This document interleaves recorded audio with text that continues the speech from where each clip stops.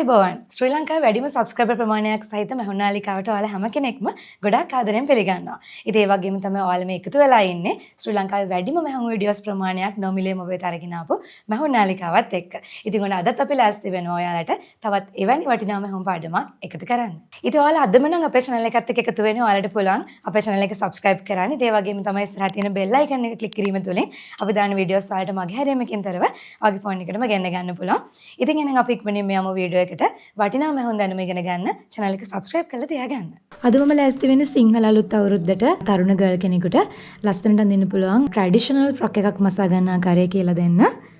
ඉතින් ඒකට මෙන්න මේ වගේ ලස්සන රේන්ද වර්ග ඒ වගේ දේවල් භාවිතා කරන්න පුළුවන්. දැන් මේ වගේ ඒවා ඔයාට වෙළඳපොලේ මිලදී ගන්න තියෙනවා. කරක් සඳහා එකතු කරන්න පුළුවන් ආකාරයට ලස්සනට නිර්මාණය කරලා තියෙනවා. එහෙම නැත්නම් මේකේ ඇත්තටම ලොකු දෙයක් වෙලා නැහැ. මේක කට් වර්ක් මැටීරියල් එකක් අරගෙන ඒක මෙහෙම කරක් ආකාරයට කට් කරලා හදලා තියෙනවා. යටට තවත් රේන්ද කොටස් එකතු කරලා තියෙනවා. නමුත් ප්‍රශ්නේ තියෙන්නේ අපි කට් වර්ක් එකක් ගන්නව නම් අඩුම ඉරදියාර භාගයක්වත් ගන්න වෙනවනේ.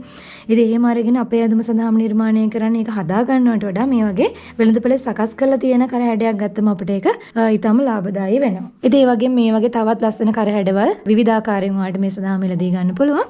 ඉතින් මේ වගේ දේවල් ඔයාලට පෙටා වලින් එහෙම නැත්නම් මහරගම තියෙන shops වලින් මිලදී ගැනීමේ හැකියාව තියෙනවා.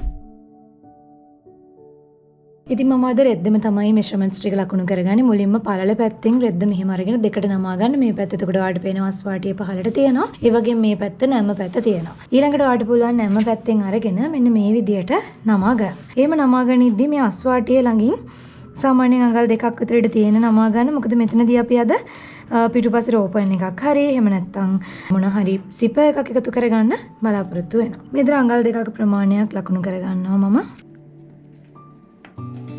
අඟල් දෙක ප්‍රමාණය ලකුණු කරගෙන මෙහෙම රේඛාවක් අඳින්න. ඒ ස්ථානයට මෙන්න මේ විදියට නැම්ම කොටස ගෙනල්ලා තියාගන්න පුළුවන්. ඒ ස්ථානයට මේ විදියට නැම්ම කොටස ගෙනල්ලා තියාගන්න පුළුවන්. ඊළඟට ඉහළින්ම රේඛාවක් අඳිමු අපි. රෙද්ද තියෙන අද ඉවත් කර ගැනීම සඳහා තමයි මේ වගේ රේඛාවක් අඳින්නේ. දැන් අන්න ඒ රේඛාවේ පුළුවන් ඔයාට ඔයාගේ උරහිස ප්‍රමාණය ලකුණු කරන්න. උරහිස දෙකෙන් බෙදාගෙන ලකුණු කරන්න. උරහිස දෙකෙන් බෙදාගත් ප්‍රමාණයට ඕනේ නම් තව අඟල් භාගයක් අතර එකතු කරගෙන පහළට ලකුණු කිරීම කරගන්න පුළුවන්. ඊළඟට මේ පැත්තට රේඛාවක් අපි අඳිනවා. දැන් මේ ඉදිරිය L හැඩය ඇඳ ගන්නවා. ඊළඟට මේ විදිහට මම සාමාන්‍යයෙන් හැමෝටම පොදු කර පළලක් විදියට අඟල් 3ක විතර කරපළල ලකුණු කරගන්නවා. ඒ වගේම උරහිස අඟල් භාගයක් අපිට පහත් කරගන්න පුළුවන්. කරපළල ලකුණු කරගත්ත ස්ථානයේ සිට උරහිස හැඩය ඇඳ ගන්න. දැන් ඔයාලට පපුවට ප්‍රමාණය 4ෙන් බෙදාගෙන ලකුණු කරන්න පුළුවන්. ඒ 4ෙන් බෙදාගත්ත ප්‍රමාණයට තවත් ඔයාලට අඟල් භාගයක් එකතු කරගන්න පුළුවන් මහුන්වස් සඳහා. බුරුල සඳහා අවශ්‍ය නම් තවත් භාගයක් එකතු කරගන්න පුළුවන්. ඊළඟට අත්කට වක්‍රයේ මේ මැද ස්ථානයෙන් අඟල් භාගයක් ඇතුළට යන විදිහට ඉදිරිපස අත්කට වක්‍රය අපි අඳිනවා. මේ මුල් ලේසිර 3 කාලක් විතර තියෙන ස්ථානය හරහා යන මෙහෙම අත්කට වක්‍රය ඇඳ ගන්නවා. කරපළල ලකුණු කරගත්ත ස්ථානයේ සිට පපුව දක්වා උස අඟල් භාගයක් එකතු කරගෙන ලකුණු කරගන්න. ඉන දක්වා උස ප්‍රමාණයටත් ඔයාලට අඟලක් එකතු කරගෙන ලකුණු කරගන්න පුළුවන්. දැන් මේ ස්ථාන හරහා යන රේඛා අඳින්න. දැන් ඉනවට ප්‍රමාණයත් ඔයාලට 4ෙන් බෙදාගෙන අඟලක් එකතු කරගෙන ලකුණු කරගන්න පුළුවන්. දැන් මේ විදිහට අංශය ඇඳගමු. ඊට පස්සේ මේ විදිහට මෙතනින් ඉහළටත් හැඩ කිරීම ඇඳ ගන්න අඟල් භාගයක් පමණ ඔසවමින් කර ගැඹුරත් මම සාමාන්‍යයෙන් ගොඩක් දිග කර ගැඹුරක් තියන්නේ අඟල් 4ක් වගේ තියා ගන්නවා. ඒක ඔයාලට කැමති පරිදි තියන්න පුළුවන්. ඉතින් මම මගේ අර වෙළඳපොලේ මිලදී අරගෙන තියෙන කොටසට ගැළපෙන පරිදි අඩු ප්‍රමාණයක් තමයි තියාගන්නේ. ඉතින් මේක ඇත්තටම ඔයාලට වෙළඳපොලෙන් ඒව කොටසක් මිලදී ගන්නේ නැත්නම් සාමාන්‍ය කරක් ආකාරයට හදාගෙන ඒක උනත් ඒ කියන්නේ මොන හරි වෙනම රේන්ද කොටසක් අරගෙන කරට තියලා මහ ගන්නත් පුළුවන්. පිටුපස කර අපි අඟල් 1.5ක් පමණ පහත් කරගෙන මෙහෙම ඇඳ ගන්නවා. පිටුපසත් කටත් අපි මෙහෙම ඉහළින් යන ආකාරයට ඇඳ ගන්නවා. ඉතින් මොන මේ විදිහට අපි සම්පූර්ණ හැඩයන් ටික හදාගෙන තියෙනවා. දැන් අපි කපා ගනිමු.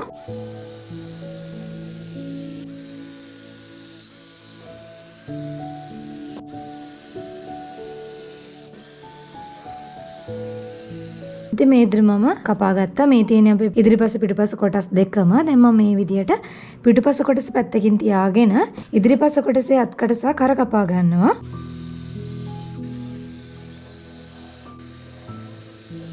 අපි ඉදිරිපස සහ පිටුපස කොටස් කපාගෙන අවසන්. දැන් මේ තියෙන අපි නමා ගන්න ඕන ස්ථානය මේ විදිහට අනිත් පැත්තට ඒක පිටපත් කරගමු. මේ විදිහට හදාගෙන තියෙනවා. අපි හැට කොටස් දෙකම පැත්තකින් තියාගෙන අත කොටස් කට් කරගමු. අත කොටස කට් කර ගැනීම සඳහා මම මේ ෆැබ්‍රික් එකම පාවිච්චි කරනවා. ඉතින් අපිට සාමාන්‍යයෙන් මේ ෆැබ්‍රික් එකේ මේ කොටස මෙතනින් නැති නිසා මම මුලින්ම ඉවත් කරගන්නවා. මේ ඉදිරිය දෙකට නමාගත්ත කොටස තියෙනවා. ඊට පස්සේ ඔයාලට මෙන්න මේ විදිහට පහළට නැවත නමා ගන්න පුළුවන්. මේ ඉදිරිය නමාගත් පස්සෙ අපි 60 කොටසේ තබා ගන්නලද රැගල් උස ප්‍රමාණය තියෙන්න ඕනේ. ඒ විදිහට තියාගෙන මෙතනින් කපා ඉවත් කරගමු. මේ ඉදිරිය අපි රේඛාවක් අඳිනවා. දැන් අපිට පුළුවන් මේ රේඛාවේ රැගල් උස ප්‍රමාණය 60 කොටසේ තබා ගන්නලද ප්‍රමාණයම ලකුණු කරන්න. ඊට පස්සේ මේ ඉදිරිය මේ පැත්තට රේඛාවක් අඳින්න පුළුවන්.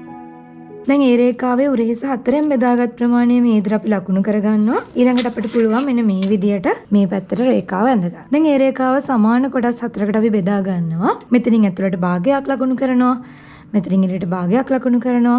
ඊට පස්සේ මෙන්න මේ විදිහට අත්කට වක්‍ර ඇඳ ගන්න. දැන් මේකෙදි අතර මම මේ ඇඳුම් විලාසිතාවය ගැන තමයි ගොඩක් දුරට මේ පාඩම් වලදී කතා කරන්නේ. මූලික පතරම මූලික අත කොටස හදා ගන්න ආකාරය වගේ වීඩියෝස් මීට පෙර මම වෙනම පාඩම් අරගෙන ඇවිත් තියෙනවා. ආධුනික කෙනෙක් මේ වීඩියෝ එක බලනවා නම් මුලින්ම ඒ පාඩම් නරඹලා එන්න. එතකොට ඔයාලට මේ දේවල් වල තියෙන ගැටලු සම්පූර්ණ निराකරණය කරගන්න පුළුවන්. ඉතින් මේ විදිහට අපි දැන් අත කොටසේ දිග ප්‍රමාණය ලකුණු කරගන්නයි යන්නේ. මම අඟල් 10ක් විතර මට අත දිග අවශ්‍ය වෙනවා. ඉතින් උඩ මැහුම් වාසි භාගයක් සහ යට මැහුම් වාසි අඟලක් විතර අඟල් 11ක් විතර මම අත මේ විදිහට ලකුණු කරගන්නවා.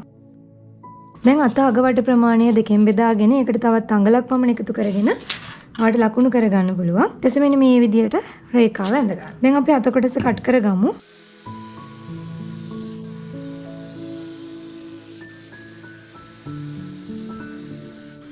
මේ විදිහට උරහිස හරිමැද කට් එකක් දාන්න. ඊළඟට මෙන්න මේ විදිහට ආට අත දිග හැර ගන්න පුළුවන්. දිග හැරගෙන ඉදිරිපස පමණක් තව චුට්ටක් ඇතුළට හාරමින් අපි කට් කරගන්නවා.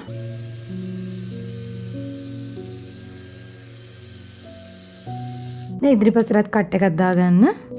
ඉතින් මේ පැත්ත අපි ඉදිරිපසත් කට විදිහට පාවිච්චි කරනවා. අද මම තට්ටු තුනක් ආකාරයට තමයි මේ ස්කර්ට් එක නිර්මාණය කරගන්නේ. පළමු තට්ටුවත් මේ වර්ණයෙන්, දෙවන තට්ටුව ලේස් එකෙන්, තුන්වෙනි තට්ටුවත් මේ වර්ණයෙන් පාවිච්චි කරනවා. ලයිනින් එකක් කරන්නේ නැති නිසා මුලින්ම ප්‍රධාන තුන්වෙනි තට්ටුව මම කට් කරගෙන තියෙනවා. ඒතර ඒකදී ඉනේ සිට පහළ දක්වා ඔබට අවශ්‍ය කරන සම්පූර්ණ ගවුමේ උස මේ අපි ප්‍රධාන කොටසෙදි තියාගන්න අවශ්‍ය වෙනවා. ඊට පස්සේ ඊට උඩින් තමයි ලේයර්ස් ආකාරයට අපි නිර්මාණය කරගන්නේ. මේ තියෙන අස්වාටිය පැත්ත, මේ තියෙන රෙද්දේ පළල පැත්ත. ඒතර අපි මේ විදියට රෙද්ද 60 පළල දෙකට නමා ගත්තම එක පැත්තකට 30ක් එනවා. ඉදිරිපසට 30යි පිටුපසට 30යි තමයි අද මම පාවිච්චි කරන්නේ. නමුත් ඔයාට ඊට වඩා වැඩිපුර රැලි අවශ්‍ය නම් ඔයාට ඕනෑ තරම් ඔයාගේ ඉනමෙන් දෙගුණයක් වගේ රැලි සකස් කර ගැනීම කරගන්න පුළුවන්. අද මම කුඩා රැලි ටිකක් තමයි මේ ස්කර්ට් එක සඳහා පාවිච්චි කරන්නේ. ඒතර මේකෙදී උස ප්‍රමාණය විදියට මම අද මට අඟල් 33ක් සම්පූර්ණ උස අවශ්‍ය වෙනවා. ඉතින් මහුන් වාසිත් එක්ක අඟල් 34ක ප්‍රමාණයක් මම අද පාවිච්චි කරනවා. ඉතින් ඒ තට්ටුව ඒ විදිහට තියාගත්තම දැන් අපිට 33ක් මට උස ඕනේ කිව්වනේ. 33 අපිට කොටස් 3කට බෙදා ගන්න පුළුවන්. ඒතර අඟල් 11ක් වගේ එක තට්ටුවකට ලැබෙනවනේ. ඉතින් එහෙනම් ඒ නිසා අපිට පළමු තට්ටුව අඟල් 11ක් තියෙන්න ඕනේ. නමුත් මසා නිම කරගත් පසු 11ක් තියෙන්න ඕන නම් මසා ගන්න කලින් අපිට අඟල් 12කට විතර කපා ගන්න පුළුවන්. පළමු තට්ටුවේ උස ප්‍රමාණය මසා නිම කරගත් පසු අඟල් 11ට ගන්න මම මේ විදිහට අඟල් 12ක් උස ඉදිරිපටි කොටසක් කට් කරගෙන තියෙනවා. ඒකත් සම්පූර්ණ 60 පළල පාවිච්චි කරනවා. ඒතර ඉදිරිපස්සට පිටුපස්ස සඳහා මේවා වෙන් කරගනිද්දි දැන් මේ පැත්ත නම් කොහොමත් නැම්මට නැතිව මේ විදිහට ඕපන් එක තියෙනවා. නැම්ම පැත්ත අපිට දෙකට වෙන් කරගන්න පුළුවන්. ඉතින් එක් තට්ටුවක් ඒ විදිහට හදාගත්තා. ඊට පස්සේ මම මේ විදිහට ලේස් ෆැබ්‍රික් එක අරගෙන තියෙනවා. මේ ලේස් ෆැබ්‍රික් එකෙන් මම දැන් කල්පනා කරන අඟල් 11ක් අපිට දෙවන තට්ටුවේ උස ඕන වෙනවා. එහෙනම් පළමු තට්ටුවේ උස සහ දෙවන තට්ටුවේ උස එකතු කරගත් ප්‍රමාණය මම ලේස් එකෙන් කපාගෙන තියෙනවා. අපි අඟල් 11ක් සහ අඟල් 12ක් මේ ලේස් එකෙන් තියාගෙන තියෙනවා. ඉතින් මේකට මම ලස්සන කට්වර්ක් ෆැබ්‍රික් වලින් තියෙන ෆැබ්‍රික් එකක් හරි එහෙම නැත්නම් රේන්දයක් හරි අල්ලගෙන මේක ලස්සන කරගන්න අවශ්‍ය වෙනවා. ඉතින් දැන් අපි මේකෙදි මෙන්න මේ සයිඩ් එක කට් කරගමු. හැම කොටසක්ම දෙකට නමාගෙන සයිඩ් එක දෙකට වෙන් කරගන්න. ඒතර අපිට කොටස් දෙකක් ලැබෙනවනේ. එක් කොටසක් ඉදිරිපස්සට එක් කොටසක් පිටුපසට පාවිච්චි කරන්න පුළුවන්. මේකෙත් අපි වෙන් කරගන්නවා. ඒ වගේම මේ හැම කොටසකම මේ විදියට හරිමැද කට් එකක් දාගන්න. දැන් අපිට කර මසා ගැනීම සඳහා කරට පයිපින් කොටස් එකතු කරන්න පුළුවන්. එහෙම නැත්නම් කර පේසින් එකතු කරන්න පුළුවන්. අද මම කර සඳහා කර පේසීමක් තමයි එකතු කරගන්නේ. මේ විදිහට කර මෙහෙම නමා ගන්න රෙදි කොටසක් අරගෙන දැන් මේ විදිහට ඉදිරිපස පළුව ඒක මතින් තියාගන්න පුළුවන්. තියාගෙන මේ තියෙන ෂේප් එක ඇඳ ගන්න. දැන් ඔයාලට කපා ගන්න පුළුවන්. දැන් සාමාන්‍ය අඟල් දෙකක් වගේ ලකුණු කරගෙන මේ විදිහට වටේට ඔයාලට ඇඳගෙන යන්න පුළුවන්. ඊට පස්සේ මේ හැඩයෙන් අපි කපා ගමු. ඉතින් මේක ඔයා ඕවර්ලොක් කරගන්නවා නම් අඟල් දෙකක්ම ඕනේ නැහැ. සාමාන්‍ය අඟල් එකමාරක් තිබ්බත් ඇති. නවල වහනවා නම් අඟල් දෙකක් විතර ගන්න. කොහොම නමුත් මුලින් අඟල් දෙකක් විතර තියෙන කපා ගන්න. මේ විදිහට අපි ඉදිරිපස කර සඳහා අවශ්‍ය පේසීම කපා ගත්තා. ඊළඟට අපි පිටුපස කර සඳහා අවශ්‍ය පේසින් කොටස කට් කර ගන්නවා. දැන් මෙන්න මේ විදිහට රෙද්ද අරගෙන මෙහෙම තියාගන්න. දැන් ඔයාලට පිටුපස පළුව මේ විදිහට අරගන්න පුළුවන්. අරගෙන මේ විදිහට තියාගෙන මේ හැඩය ඇඳ ගන්න. දැන් අඟල් දෙක බැගින් ලකුණු කරමින් කට් කරගන්න පුළුවන්.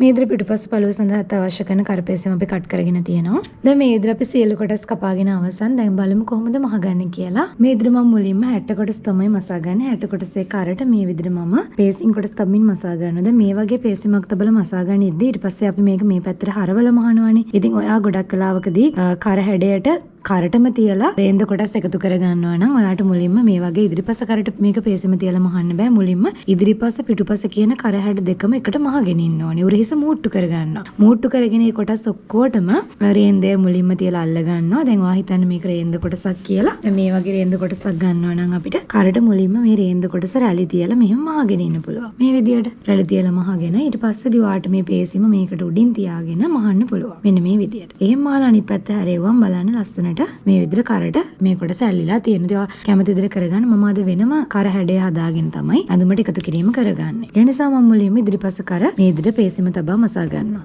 අඟල් කාලකට පමණ මසන්න. අපි මේ විදිහට මහගෙන තියෙනවා. දැන් අපිට මේ ආකාරයට කට් මාක්ස් ටිකක් කරට දෙන්න පුළුවන්. ඒ විදිහට කට් මාක් ටිකක් දීලා මේ විදිහට මේ පැත්තට පැරලා ගමු. මේ මූට්ටු කොටස පේසින් පැත්තට තියලා මේ විදිහට මහගෙන යන්න. ඔයාලට මේ විදිහටම පිටුපස කොටස සඳහා කරපේසින් අල්ලා ගන්න පුළුවන්. ඊළඟට අපිට උරහිස් මූට්ටු කරගත් පසුව මේ ටික මෙහෙම ඇතුළට නමලා මසා ගැනීම කරගන්න පුළුවන්.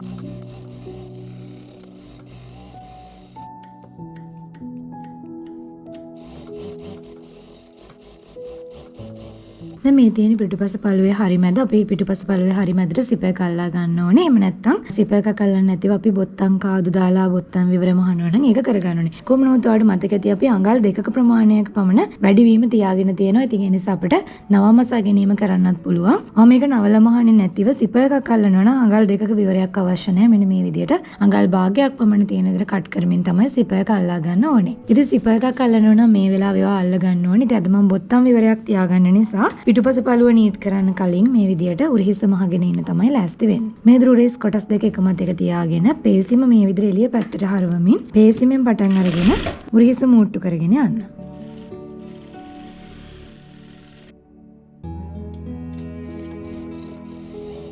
දැන් අපිට උරහිස ඕවර්ලොක් කරගන්න පුළුවන්. මේ විදිහට අපි උරහිස ඕවර්ලොක් කරගෙන තියෙනවා. ඒ වගේම මම මේ විදිහට කරපේසිමත් ඕවර්ලොක් කරගත්තා. එතකොට අපිට මේ විදිහට දෙසරයක් නවල මහන්න ඕන වෙන්නේ නැහැ. මේ රෙදි ටිකක් ඝන කම රෙද්දක් නිසා මම හිතුවා එක්වරක් මේ විදිහට නවල මහන්න කරගන්න ඕනේ කියලා. ඉතින් ඔය විදිහට එකවරක් නමලා මේ විදිහට අපි දැන් මහගෙන යනවා. මේ විදිහට අපි ලස්සනට කරවටේ මහගෙන තියෙනවා. මේක හොඳට අයන් කරගන්න පුළුවන් අපිට පසුව. දැන් අපි මේ සඳහා මේ අත් කොටස් අපිට එකතු කරගන්න පුළුවන්. ඒ වගේම මේකෙදී අර පිටුපස ඕපන් එක මසා ගන්න පුළුවන්. පිටුපස ඕපන් එක මසා ගැනීමේදී අඟල් භාගයක් මේ රේඛාවේසට එළියට එන විදිහට මෙන්න මේ විදිහට නමමින් ආට මේක මසා ගැනීම කරගන්න පුළුවන්. දෙසරයක් නමන්න අවශ්‍ය නැහැ. තනිවරණවල මහනවා මම. මොකද මේක ඝන කම රෙද්දක් සහ ඒ වගේම මේකෙදී විශේෂයෙන්ම මේ අස්වාටි අපි පාවිච්චි කරලා තියෙන නිසා. මේ විදිහට අපි එක පැත්තක් මසා ගත්තා. ඊළඟ පැත්තෙත් ඒ විදිහටම අපි රේඛාව වැඳගෙන තියෙන ස්ථානයට වඩා අඟල් භාගයක් එළියට තියෙන මෙහෙම නමන්න. මේ විදිහට අපිට එකමත් එක යන විදිහට හදා ගන්න පුළුවන්. ඒ විදිහට ඒ කොටස එකමත් එක යන තියාගෙන මේ විදිහට පහළ කොටස ටැග් කරගන්න. ඊළඟට මම මේ විදිහට අත කොටස අරගන්නවා. අත කොටසේ යට වාටිය මම මේ විදිහට දෙසරයක් නමින් මසා ගන්නවා.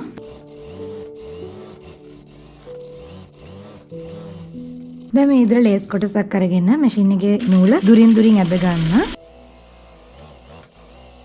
ඒ වගේම මේ ලේස් කොටස මෙතන අතාග තියෙන ප්‍රමාණයෙන් දෙගුණයක් වලට ගන්න පුළුවන්. දැන් අත මේ විදිහට කන පිට පැත්තට පෙරලාගෙන අපි මේ ලේස් එක තියලා මහගමු. මේ නූල් වලින් අදිමින් ඔයාලට ලේස් එක රැලි කරගන්න පුළුවන් අතාග වට ප්‍රමාණයට සරිලන විදියට. මෙන්න මේ ආකාරයට අපි රැලි කරගෙන තියෙනවා. දැන් මේක තබමින් මසා ගමු. අතින් ගන්නට රැලි ටික මේ විදිහට හැමතැනටම වීදෙන විදිහට සකස් කර ගන්න ඕනේ අපි. ඉතින් මේ විදිහට අපි අතකට ලස්සන රේන්දය අල්ලාගෙන තියෙනවා. ඉතින් ඔයාලට මේකට ලේස් රේන්දයක් එහෙම නැත්නම් ඔයා කැමති විදිහේ කොටසක් එකතු කර ගන්න පුළුවන්. විශේෂම සිංහල අලුත් අවුරුදු ලුක් එකක් ගන්න මේ වගේ අර වයිට් කලර් එකේ රේන්ද වලට භාවිතා කිරීමේ හැකියාව තියෙනවා. මේ විදිහට තමයි අතක තියෙන්නේ. මේ විදිහටම අනිත් අතත් අල්ලා ගන්න.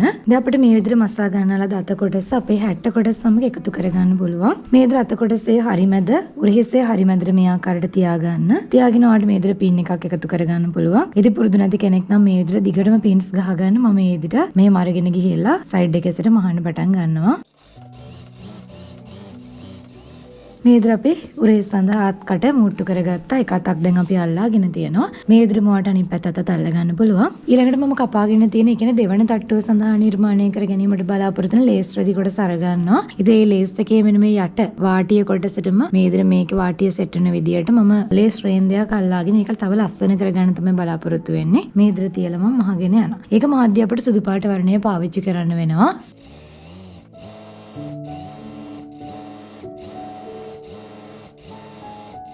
දැන් මේ විදිහටම අනිත් පැත්ත කොටසට මේ ත්‍රි කොටස තියලා යට වාටියට අල්ලගන්න. ඊට පස්සේ අපි ලේයර්ස් තව මේ වගේ ලස්සන කට් වර්ක් රේන්ද අල්ලාගෙන මේක ලස්සන කරගන්න පුළුවන්. ඉතින් එහෙම නැත්නම් ඔයාලට මේ වගේ ලස්සන කට් වර්ක් එකකින් යන වෙනම ෆැබ්‍රික් එකක් වෙළඳපළෙන් ගෙනල්ලා භාවිතා කිරීමේ හැකියාවක් තියෙනවා. ඉතින් මේ විදිහට අපි එක් කොටසක් අල්ලගෙන තියෙනවා. ඉතින් මම අර කිව්වත් වගේ මේ වගේ වෙනත් තවත් රෙදි කොටසක් අරගන්නවා. තව වෙනත් ස්වර්ගයේ රේන්ද කොටසක්. ඒතර මේක ලස්සනයි. ඒකත් මේ විදිහට මෙතනින් තියාගන්නවා. තියාගෙන අපි මහගෙන මේක තියාගන්නදී පොඩක් වාට ඕනේ නම් මේ වගේ මේ ප්‍රමාණ දෙක වෙන් වෙන තියන්නත් පුළුවන්. දැන් එකක් මතින් එකක් යන්න මේ විදිහට තියන්නත් පුළුවන්. ඒ විදිහට තියාගෙන අපි මහගමු.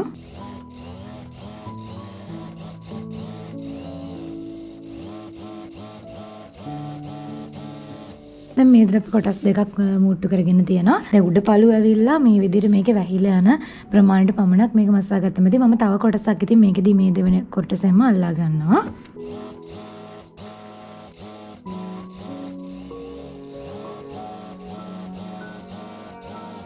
ඊට පේනවාද හරිම ලස්සනට අපි මේ විදියට ලේස් වලින් මේ කොටස හදාගත්තා. ඉතින් මේ කොටස දැන් අපිට දෙවන තට්ටුව විදිහට පාවිච්චි කරන්න පුළුවන්. මේ වගේම දැන් මේ හදාගත්ත ඉදිරිපස පළුව සඳහානේ පිටුපස පළුව සඳහාත් වෙනම කොටසක් මේ විදිහටම හදාගන්න. දැන් මේ ඉදිරියේ ආකාරයට නිර්මාණය කරගත් කොටස් දෙකම එකමතින් මේ විදිහට තියාගෙන සයිඩ් මුට්ටුව කරගන්න පුළුවන්. මේකෙදී අර ලේ ආකාරයට වෙන වෙනම තමයි යන්නේ. ඒ නිසා පළමු තට්ටුව දෙවන තට්ටුව සහ තුන්වෙනි තට්ටුව තුනම සයිඩ් මුට්ටුව මුලින්ම අපි කරගන්නවා.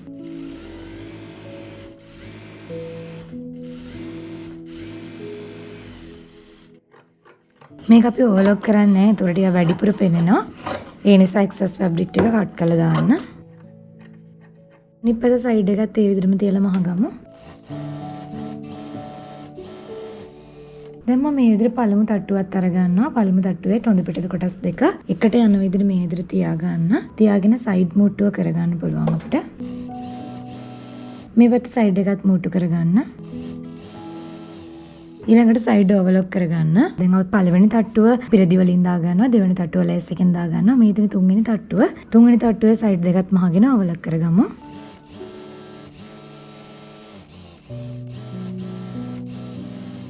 ඒ විදිහට ඕවර්ලොක් කරගෙන මේ සියලු කොටස් අපි හොඳ පිට පැත්තට මේ විදිහට පෙරලා ගන්නවා. දැන් මේ තියෙන දිගම කොටස දැන් මේක උඩින් අපි අපේ ලේස් කොටස එකතු කරගන්න ඕනේ. මේ විදිහට අපිට අපේ ලේස් කොටස එකතු කරගන්න පුළුවන්. ලේස් කොටස වාට පේනවා ඇති. අපේ මේ විදිහට සයිඩ් එකේ මූට්ටුවක් තියෙනවා. ඒ මූට්ටුව අපේ මේ රෙදි කොටසෙත් මූට්ටුව තියෙන තැනට තියලා මුලින්ම පින් එකක් ගහ ගන්නවා. ඊට පේනවා ඇති මේ ලේස් කොටසෙත් අපි සයිඩ් එක අපේ රතු රෙදි කොටසේ සයිඩ් එකට තියලා පින් එකක් දාගත්තා. ඒ වගේම මේ පැත්තටත් එහෙම කරගන්න. මේ පැත්තේ සයිඩ් මූට්ටුවත් ඒ පැත්තේ සයිඩ් මූට්ටුවට තියලා පින් එකක් දාගෙන තියෙනවා. දැන් මම ටිකක් ලේස් රෙදි කොටස අපේ මේ රතු රෙදි කොටසට වඩා ටිකක් විශාලව තමයි අරගෙන තියෙන්නේ. ඒ නිසා මම දුරින් නූලක් ඇදගෙන තියෙනවා. දැන් අපිට පුළුවන් මේ නූලෙන් අදිමින් අපේ රතු රෙදි කොටසේ ප්‍රමාණයට මැච් වෙන විදියට මේ රෙදි කොටස හදා ගන්න. දැන් අපි මේ විදිහට මේක තියලා ඉනට තියලා මසාගෙන යමු. මේ විදිහට රැලි ටික සමානව හැමදැනටම වීදෙන තියාගෙන මහගෙන යන්න. දැන් මේ තියෙන රැලි ප්‍රමාණය කුඩායි කියලා හිතන්න එපා. මොකද අපි මේ රෙදි කොටස නැවත ඉනට අල්ලා ගැනීමේදී රැලි වෙනවා. ඒ විදිහට පිටුපස පළුවෙත් අපි අදගත් නූල් වලින් අදිමින් මේ විදිහට රැලි කර මසා ගන්න.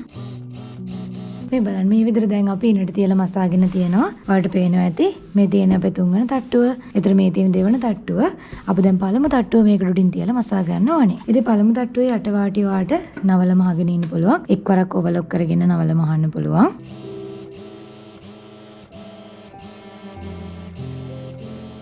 දැන් මේ විදිහට මේ මසාගත්ත කොටස අපි මේ ආකාරයට තියාගන්නවා. දැන් මේකෙදි සයිඩ් මූට්ටුවක් තියෙනවා. සයිඩ් මූට්ටුවටම අපිට අපේ මේ කොටසේ මූට්ටුවක් තියන්න පුළුවන්. සයිඩ් මූට්ටුවට සයිඩ් මූට්ටුව තියාගෙන මහගෙන යමු. දැන් මහගෙන යද්දී බලන්න මේ පැත්ත සයිඩ් එක ඒ මූට්ටුව එතනටම ඇවිත් තියෙනවා. දැන් මේ මසා ගන්නාලද රෙදි කොටස මෙන්න මේ විදිහට රැලි කරමින් තමයි අපි අපේ ඇඳුමට එකතු කරන්නේ. ඒ නිසා දුරින් දුරින් නූල් අද ගැනීම ටෙන්ෂන් ඩයල් එක පහට කරකවලා මේකෙදි කරගන්න. මේ විදිහට දෙසරයක් නූල් අද ගන්න. දැන් ඔයාලට සායි කොටස ඇට කොටස සමග ඇල්ලීමට පෙර මෙන්න මේ විදිහට අත ළඟින් පටන් අරගෙන සයිඩ් එක මහ ගන්න පුළුවන්.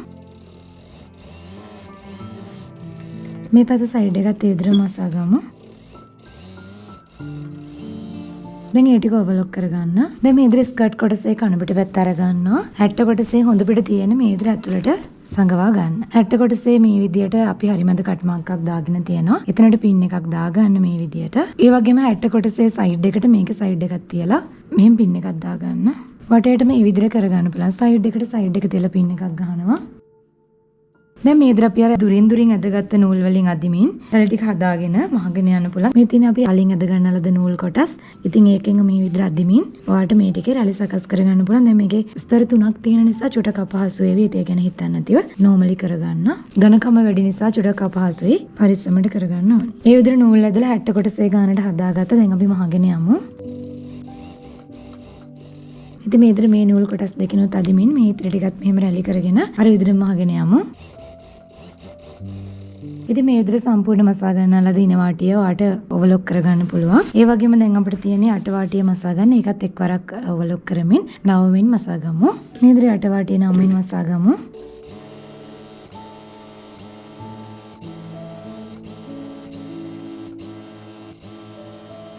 ඉතින් මේ වගේ ඇඳුමක් සිංහල අලුත් අවුරුද්දට තරුණ ගල් කෙනෙකුට ටීනේජ් වයසක පසුවන චූටි දරුවෙකුට නම් ඇත්තටම අඳින්න පුළුවන් ලස්සන විලාසිතාවයක්. ඔයාලත් මේ වගේ ඇඳුම් නිර්මාණ try කරලා බලන්න. හැමදාම එකම ෆැබ්‍රික් එක මහනවා වෙනුවට මේ වගේ ලේස් වගේ දේවල් එකතු කරමින් අපිට ලස්සන නිමාවක් ඇඳුමකට එකතු කරගන්න පුළුවන්. ඉතින් මේ වගේ නිර්මාණ ඉදිරියටත් බලන්න ඔයාලට අපේ YouTube channel එක subscribe කරගෙන යන්න පුළුවන්. ඒ වගේම ඉස්සරහටත් මේ වගේ වීඩියෝස් මගේ හරියමකින් තොරව ගෙන්න ගන්න. ඉස්සරහ දින bell icon එකත් click කරන්න.